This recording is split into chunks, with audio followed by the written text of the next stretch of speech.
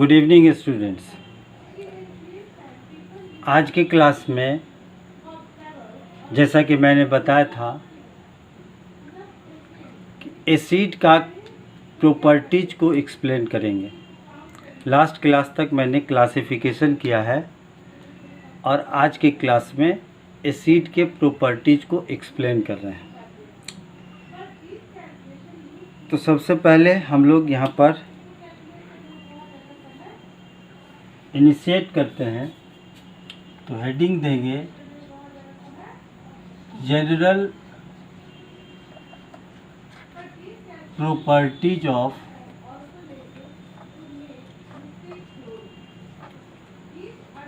Acids. Acid का general properties जो आपको याद रखना है। इसमें जो फर्स्ट टाइप है वो हो जाएगा फिजिकल प्रॉपर्टीज। फिजिकल प्रॉपर्टीज याद रखें कि किसी भी कंपाउंड का अगर हम प्रॉपर्टीज को याद रखते हैं या प्रॉपर्टीज के बारे में जानते हैं तो उस सब्सटेंस के दोनों प्रॉपर्टीज को समझना होता है। तो फर्स्ट है फिजिकल प्रॉपर्टीज एंड देन जो बी टाइप होगा वो होगा केमिकल प्रॉपर्टीज ऑफ एसिड। तो चलिए सबसे पहले हम एसिड के फिजिकल प्रॉपर्टीज को एक्सप्लेन करते हैं। जैसा कि जनरल डेफिनेशन आप एसिड का जानते हो कि all acids are sour in taste. मतलब अगर हम इसकी बात करते हैं, इसके टेस्ट की अगर बात करें तो इसका टेस्ट जो होता है वो सावर इन टेस्ट है। तो ये तो इसके टेस्ट की बात करेंगे तो ये टेस्ट इसके फिजिकल प्रॉपर्टीज में आता है। सेकेंड प्रॉपर्टीज आप लिखेंगे effects on litmus paper. Litmus paper पर एसिडिक सॉल्यूशन का क्या इफ़ेक्ट पड़ता है। तो आप जानते हैं कि लिटमस पेपर इंडिकेटर है और इस इंडिकेटर पर यह है कि किसी भी एसिडिक सॉल्यूशन के 2 या 4 ड्रॉप को अगर हम लिटमस पेपर के ऊपर गिरा दें तो आप जानते होंगे कि लिटमस पेपर में 2 तरह के पेपर होते हैं, एक ब्लू पेपर और एक रेड पेपर। तो एसिड क्या करता है, ब्लू लिटमस पेपर को रेड लिटमस पेपर में कन्वर्ट कर देता है। तो यहाँ पर लिखेंगे एसिड्स चेंज ब्लू लिटमस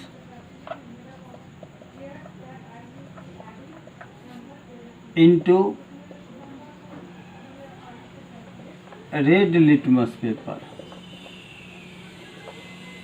यानी ब्लू कलर का अगर लिटमस पेपर आपके पास है तो उस लिटमस पेपर को ये रेड लिटमस यानी उसका कलर चेंज करके ये रेड कर देगा।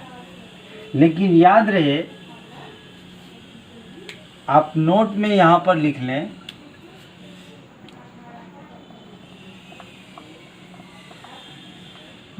the color of red litmus cannot change by acidic solution। यानी एसिडिक सॉल्यूशन से रेड लिटमस का कलर चेंज नहीं होगा। तो ये चीज़ आपको याद रखना है। तो लिटमस पेपर पर इसका यानी एसिड का क्या इफ़ेक्ट पड़ता है, इस चीज़ को आपने यहाँ पर देखा। थर्ड है, एक और लिटमस पेपर आप जानते हैं, इफेक्ट्स ऑफ एसिड।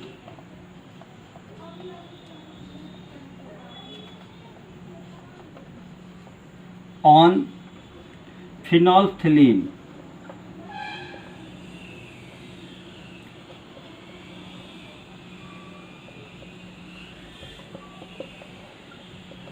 फिनोल्फ्थलीन भी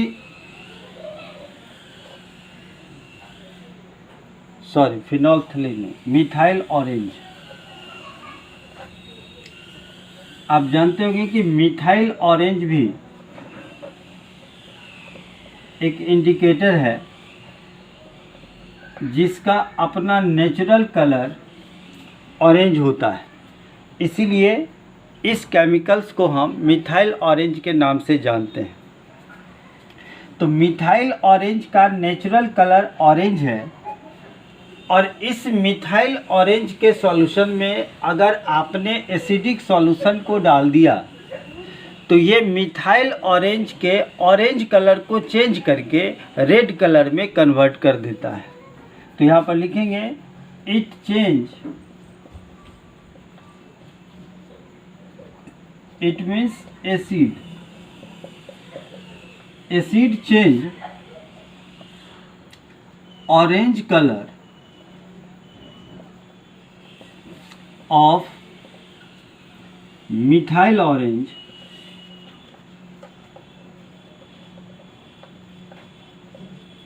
into रेड, यानी मिथाइल ऑरेंज के ऑरेंज कलर को एसिड रेड में कन्वर्ट कर देता है। तो इस तरीके से दो इंडिकेटर पर एसिड का क्या इफेक्ट पड़ता है ये आपने यहाँ पर देखा। फोर्थ, एक और फिजिकल प्रॉपर्टीज आपको याद रखना चाहिए। क्या? तो acids are corrosive in nature, यानी इसकी जो नेचर होती है वो कोरोसिव होता है। कोरोसिव का मतलब है कि अगर किसी भी एसिड, खास करके जो मिनरल एसिड है, मिनरल एसिड का कोई भी कंसंट्रेशन, चाहे वो डाइल्यूट हो या कॉन्क हो, वो कंसंट्रेशन अगर हमारे स्किन के ऊपर पड़ता है तो ये हमारे स्किन पर बर्निंग सेंसेशन देता है, इवन बर्न भी कर देता है। साथ ही साथ अगर ये सॉल्यूशन आपके किसी क्लॉथ के ऊपर पड़ेगा तो उस क्लॉथ को भी, क्लॉथ में जिस एरिया में वो पड़ेगा वहाँ पर ये होल क्रिएट कर देता है। इसका मतलब है कि उसको ये जला देता है। तो एसिड आपके बॉडी के लिए डायरेक्ट यूज करना, खास करके मिनरल एसिड की जहाँ तक बात है, तो मिनरल एसिड हमारे बॉडी के लिए कोरोसिव होता है। यहाँ पर लिखेंगे almost all mineral acid, mineral acids are corrosive.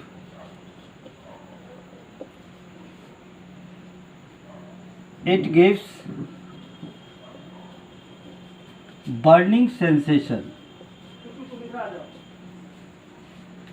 burning sensation on my skin, हमारे स्किन के ऊपर ये बर्निंग सेंसेशन देता है। इट ऑल्सो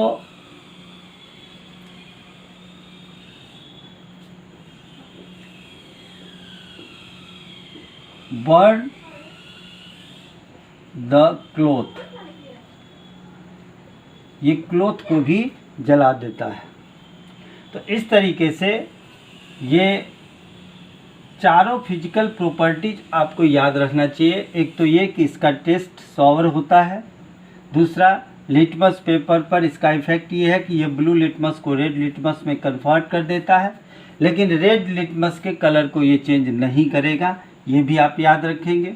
साथ ही साथ अगर मिथाइल ऑरेंज की अगर हम बात करें तो मिथाइल ऑरेंज का अपना नेचुरल कलर ऑरेंज होता है, और अगर इस ऑरेंज कलर में हमने एसिड के कुछ सॉल्यूशन मतलब एसिडिक सॉल्यूशन को आपने इसमें मिलाया, मिक्स किया, तो ये ऑरेंज कलर को चेंज कर देगा रेड में।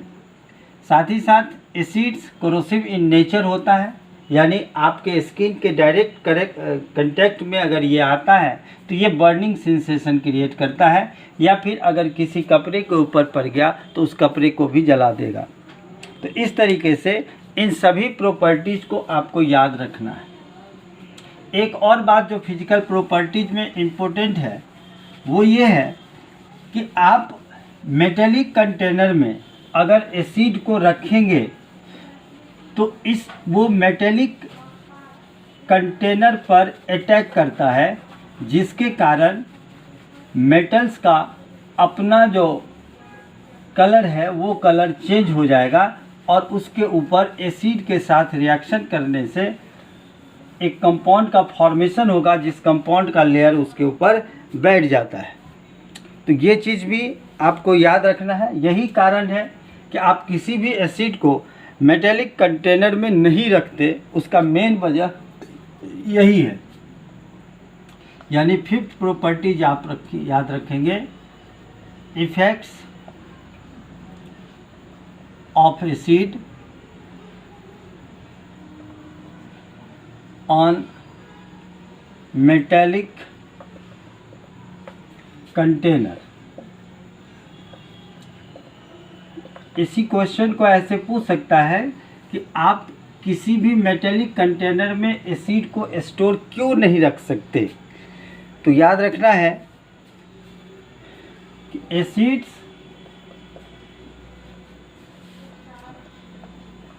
Attack on metallic container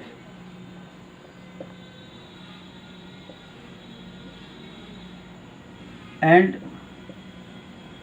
forms a compound, और एक कंपाउंड का फॉर्मेशन करता है ऑन द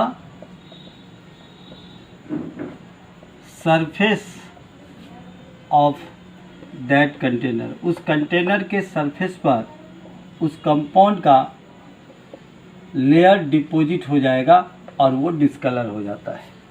याद रहे, it also attack on stone work.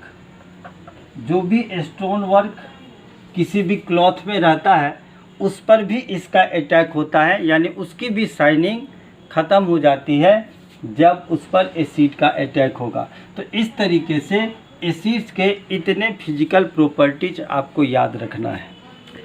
ये मेनली मिनरल एसिड का ये इफ़ेक्ट है। अगर हम ऑर्गेनिक एसिड की बात करें तो ऑर्गेनिक एसिड का सर्टेन कंसंट्रेशन हम लोग अपने बॉडी में डायरेक्ट यूज करते हैं, क्योंकि डिफरेंट फ्रूट्स खाते हैं, जिस फ्रूट्स में डिफरेंट तरह के एसिड्स मिलेंगे तो उस एसिड्स का उतना कोरोसिव नेचर नहीं होता, जिसके कारण हमारे बॉडी पर उसका कोई साइड इफ़ेक्ट उतना नहीं पड़ता है। लेकिन याद रहे कि मिनरल एसिड का डाइल्यूट से डाइल्यूट कंसंट्रेशन भी हमारे बॉडी के ऊपर ये बर्निंग सेंसेशन देगा, जिससे आपके बॉडी का वो पोर्शन जो एसिड के कांटेक्ट में आया है वो जल जाता है। इसीलिए एसिड का यूज करते समय हमें निश्चित रूप से इस चीज़ की सावधानी बरतनी होती है कि वो हमारे स्किन के डायरेक्ट कांटेक्ट में नहीं है। आगे चलते हैं हम लोग। केमिकल प्रॉपर्टीज ऑफ एसिड को एक्सप्लेन करना है, तो केमिकल प्रॉपर्टीज ऑफ एसिड इसको अब एक्सप्लेन करना। जो इसका बी पार्ट होगा, यानी फिजिकल प्रॉपर्टीज में आपको 5 पॉइंट याद रखना है। अब हम चलते हैं केमिकल प्रॉपर्टीज की तरफ, यानी ये बी पार्ट है chemical properties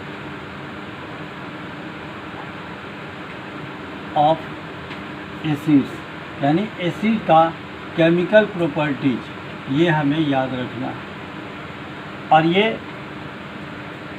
हमारे लिए बहुत इम्पोर्टेंट है एग्जामिनेशन पॉइंट ऑफ व्यू से भी, क्योंकि इसी में डायरेक्ट और इनडायरेक्ट क्वेश्चन जो पूछा जाता है इस चैप्टर से, तो वो इसके केमिकल प्रॉपर्टीज से होगा।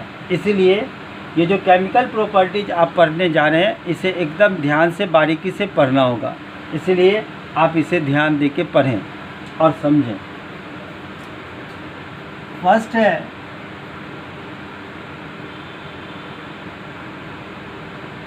रिएक्शन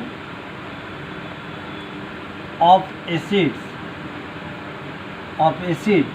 विथ मेटल्स, यानी मेटल के साथ एसिड का क्या रिएक्शन होता है। ये पॉइंट देखने में आपको बहुत आसान लग रहा होगा कि एसिड का मेटल के साथ रिएक्शन है, तो ये हम लोग क्लास 7 से पढ़ते आ रहे हैं कि when metal reacts with acid और acid reacts with metal they form salt and water. लेकिन अभी आपको इस चीज़ का एक्सप्लेनेशन चाहिए, क्योंकि बहुत सारे ऐसे मेटल्स भी हैं जो एसिड के साथ रिएक्शन नहीं करते। तो ये डिपेंड करता है मेटल के रिएक्टिविटी पर। और आपने आर्हेनियस थ्योरी में एसिड का डिफिनीशन ये पढ़ा है कि एसिड्स आर दो substance which liberate hydrogen ion. अब देखिए, इसको यहाँ पर इस रिएक्शन में कोरिलेट करना होगा कि ये बात तो सही है कि when ever acid reacts with metal they form salt and water, ये सही है। लेकिन इसमें लिमिटेशन है, क्योंकि सभी मेटल एसिड के साथ रिएक्शन करके साल्ट एंड वाटर का फॉर्मेशन नहीं कर सकता। इसका मेन रीज़न है कि आप रिएक्टिविटी सीरीज को पढ़े होंगे, तो उसमें जानते होंगे कि हाइड्रोजन को डिस्प्लेस करने वाले मेटल कौन कौन से हैं। तो जो मेटल हाइड्रोजन को डिस्प्लेस कर सकता है, वही मेटल एसिड के साथ रिएक्शन करके साल्ट एंड वाटर का फॉर्मेशन करेगा। ये चीज़ हमें याद रखना है। आप जानते होंगे कि हाइड्रोजन से ऊपर रिएक्टिविटी सीरीज में जैसे पोटासियम है, सोडियम है, कैल्शियम है, आयरन है, जिंक है, ये सब ऐसे कुछ मेटल्स हैं जो मेटल रिएक्टिविटी सीरीज में भी हाइड्रोजन से ऊपर है। इसे आप एक्टिव मेटल के नाम से जानते हैं। तो सिर्फ एक्टिव मेटल ही एसिड के साथ जब रिएक्शन करेगा तो वहाँ पर साल्ट एंड वाटर का फॉर्मेशन करेगा। ऐसे एलिमेंट जो रिएक्टिविटी सीरीज में हाइड्रोजन से नीचे हैं, या फिर वो नेटिव मेटल कहलाते हैं, जैसे कॉपर की बात करें, जैसे गोल्ड की बात करें, जैसे सिल्वर की बात करें, प्लेटिनम की बात करें, ये सब एलिमेंट रिएक्टिविटी सीरीज में हाइड्रोजन के नीचे है। इट मीन्स कि हाइड्रोजन को वो उस एसिड से डिस्प्लेस नहीं कर पाएगा। तो ऐसे एलिमेंट का रिएक्शन, ऐसे मेटल का रिएक्शन अगर हम एसिड के साथ करेंगे तो फिर वो metal hydrogen gas and salt का फॉर्मेशन नहीं कर सकता है। तो ये बातें आपको याद रखनी होगी। तो यहाँ पर आप एक्सप्लेन करें। Generally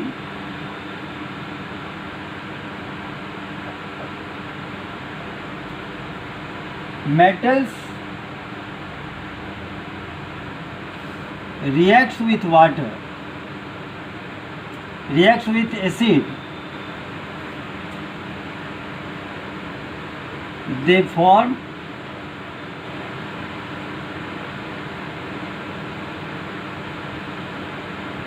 salt and water.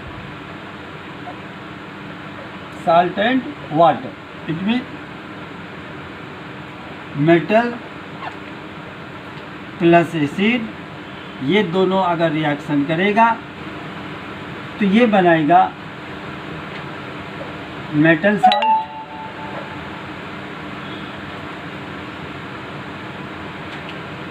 Salt and water, salt and hydrogen H2 gas liberate करेगा।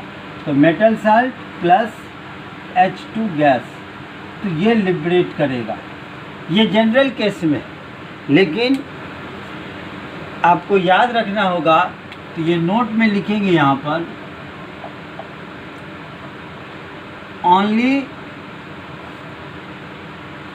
Active metal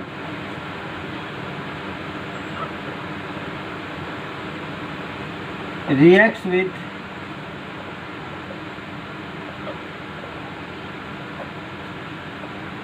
acid and form salt and hydrogen gas।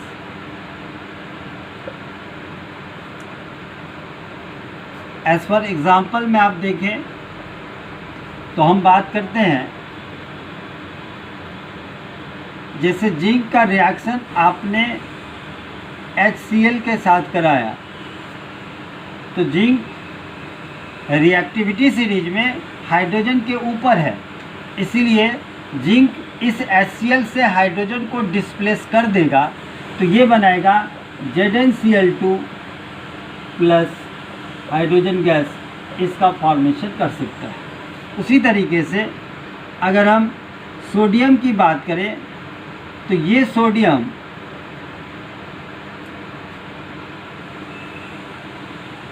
Salt का फॉर्मेशन करेगा 2NaCl प्लस H2, यहाँ पर भी हाइड्रोजन गैस लिबरेट होगी। उसी तरीके से अगर हम मैग्नीशियम का भी रिएक्शन कराएं, तो यहाँ पर भी MgCl2 का फॉर्मेशन होगा प्लस हाइड्रोजन गैस लिबरेट होगी। इस तरीके से जितने भी एक्टिव मेटल हैं, मीन्स रिएक्टिविटी सीरीज में जो भी मेटल हाइड्रोजन के ऊपर हैं, वो सभी मेटल एसिड के साथ रिएक्शन करके साल्ट का फॉर्मेशन करेगा और हाइड्रोजन गैस लिबरेट करेगा। लेकिन अगर हम बात करें जो रिएक्टिव मेटल नहीं है, इनएक्टिव मेटल है या नॉवेल मेटल है, तो उसके कंडीशन में आप देखें तो जैसे हम रिएक्शन कराते हैं Ag प्लस HCl, तो यहाँ पर रिएक्शन नहीं होगा, नो रिएक्शन, बिकॉज इसका कॉज क्या है कि Ag यानी सिल्वर रिएक्टिविटी सीरीज में हाइड्रोजन के नीचे है। तो ऐसे मेटल जो रिएक्टिविटी सीरीज में हाइड्रोजन के नीचे हैं, वैसे मेटल एसिड के साथ डायरेक्टली रिएक्शन करके हाइड्रोजन को डिस्प्लेस नहीं कर सकता, इसीलिए ये रिएक्शन संभव नहीं है। तो इस तरीके से आपने यहाँ पर ये चीज़ देखा कि कोई भी मेटल एसिड के साथ रिएक्शन करेगा तो साल्ट का फॉर्मेशन होगी और हाइड्रोजन गैस लिबरेट होगा, इसमें कहीं से कोई डाउट नहीं। लेकिन ये ज़रूरी है कि वो रिएक्टिविटी सीरीज में हाइड्रोजन से ऊपर हो, यानी वो एक्टिव मेटल हो, तभी ये रिएक्शन संभव है। ये किसी भी एसिड के साथ लागू होता है। जैसे अगर हम इस एसिड के बदले यानी HCl के बदले अगर आपने यहाँ पर H2SO4 भी लिया होता तो यही बातें होती। जैसे जिंक प्लस H2SO4 की बात करें तो यहाँ पर ये बनेगा ZnSO4, तो जिंक सल्फेट साल्ट बन गया और प्लस यहाँ पर हाइड्रोजन गैस लिबरेट हो जाएगी। तो इस तरीके से किसी भी रिएक्शन में आप देखें, किसी भी एसिड के साथ देखें तो ये रिएक्शन होती है जिसमें साल्ट और हाइड्रोजन बनता है, हाइड्रोजन गैस लिबरेट होता है। लेकिन कंडीशन एक ही है कि उसमें वो मेटल एक्टिव होना चाहिए, यानी रिएक्टिविटी सीरीज में वो हाइड्रोजन के ऊपर होना चाहिए। तो इस तरीके से मेटल के साथ जो एसिड का रिएक्शन है, उस रिएक्शन को अब हम लोग यहाँ पर कंप्लीट कर चुके हैं। अब हम लोग नेक्स्ट रिएक्शन में देखेंगे रिएक्शन विथ मेटल ऑक्साइड।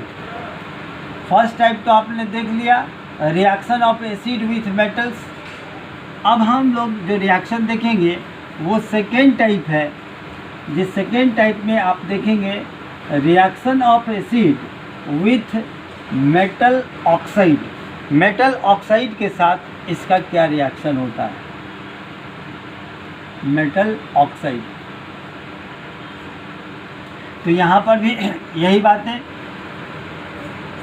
कि जनरली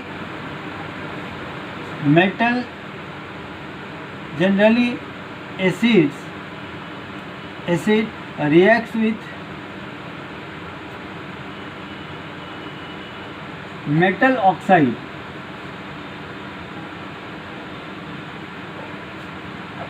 they form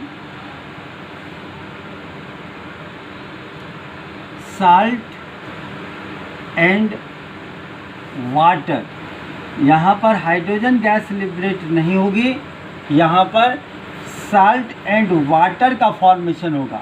डायरेक्ट अगर मेटल के साथ रिएक्शन होता था तो salt and hydrogen gas liberate होती थी, और जब मेटल ऑक्साइड के साथ रिएक्शन होगा तो साल्ट एंड वाटर का फॉर्मेशन होगा। इट मीन्स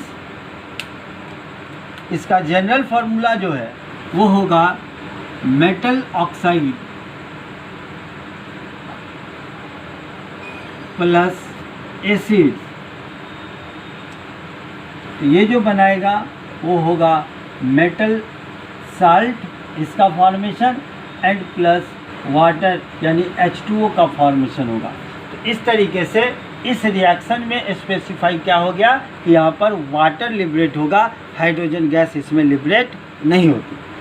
कंडीशन की अगर बात करें तो इसका भी कंडीशन वही होगा, यानी इसमें जो मेटल ऑक्साइड होंगे तो वो मेटल ऑक्साइड भी रिएक्टिविटी सीरीज में वो मेटल हाइड्रोजन के ऊपर होना चाहिए, तभी ये रिएक्शन संभव है। जैसे कोई भी मेटल ऑक्साइड अगर हम ले, जैसे हम बात करते हैं as for example calcium oxide है, ये मेटल ऑक्साइड हो गया।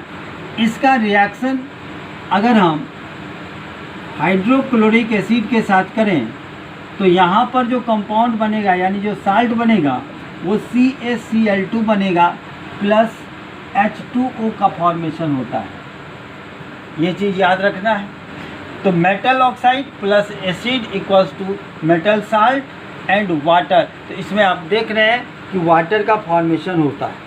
उसी तरीके से अगर हम बात करें मैग्नीशियम ऑक्साइड का, अगर हम H2SO4 के साथ रिएक्शन करें तो यहाँ पर जो साल्ट बनेगा वो बनेगा MgSO4 प्लस H2O। तो यहाँ पर भी वाटर का फॉर्मेशन होता है।